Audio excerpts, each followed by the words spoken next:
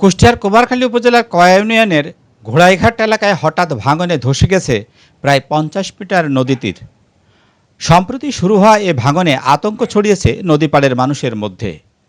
তবে পানি উন্নয়ন বোর্ড জিওব্যাগ ফেলে ভাঙন রোধে জরুরি কাজ শুরু করেছে। শহরের বড়বাজারের বিপরীতে ঘোড়াইঘাট এলাকায় গড়াই নদীর তীরে হঠাৎ ভাঙন শুরু হয়। মুহূর্তেই নদীগর্ভে বিলীন হতে থাকে পাড় থেকে মাটি। ইতিমধ্যে প্রায় 50 মিটার নদী তীর ধসে পড়েছে। ভাঙন আরও বিস্তৃত হওয়ার আশঙ্কায় উদ্বিগ্ন হয়ে পড়েছেন স্থানীয় বাসিন্দারা। পানির স্পিডে যখন পানি আসে তখন এই জায়গাটাকে ভিতর থেকে গভীর হয়ে বসে বসে যাচ্ছে। জিও ব্যাগ ফেলছে এবং এই জিও ব্যাগ ফেলার কারণে এলাকার মানুষের স্বস্তি ফিরে এসছে। জিও ব্যাগ যদি ফেলানো না হতো, ঘোড়াইঘাট থেকে ঘোড়ারঘাট, বানিয়াপাড়া, চর বানিয়াপাড়া, বারাদি, গোট্টা মানুষ খুব কষ্টের মধ্যে ছিল, মানে ঘুম হারাম হয়ে গেছিল মানুষের। স্থানীয়রা জানান, দ্রুত স্থায়ী ব্যবস্থা না নিলে ভাঙন আরও ভয়াবহ রূপ নিতে পারে। তাদের দাবি, জরুরি ভিত্তিতে টেকসই নদী শাসন প্রকল্প বাস্তবায়ন করতে হবে।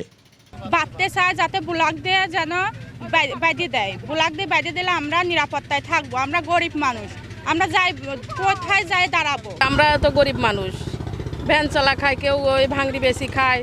তারা কি আর নদীর পাশে জমি ভেঙে গেলে নদী বাড়ি যায়, বাড়ি করা কি সম্ভব নাকি? জমি কিনে এখন ভাঙন ঠেকাতে এরই মধ্যে জিওব্যাগ ফেলে প্রাথমিক প্রতিরোধমূলক কাজ শুরু করেছে পানি উন্নয়ন বোর্ড। সংশ্লিষ্ট কর্মকর্তারা আশা করছেন তাৎক্ষণিক এই পদক্ষেপে ভাঙনের বিস্তার নিয়ন্ত্রণে আনা সম্ভব হবে।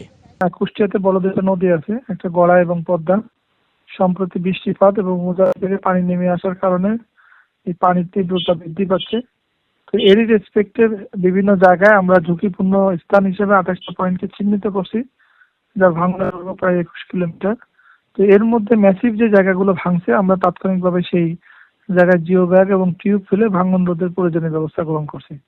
এর প্রেক্ষিতে আপনারা জানেন যে কুষ্টিয়া শহরের মধ্যে যে ঘোড়াঘাট এলাকায়, এই এলাকাটাতে আমাদের হঠাৎ করে 50 মিটার জায়গায় ধসে যায়।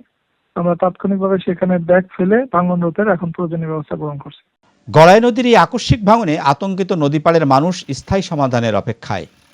পরিস্থিতি পর্যবেক্ষণের পাশাপাশি প্রতিরোধমূলক কাজ চালিয়ে যাচ্ছে পানি উন্নয়ন বোর্ড।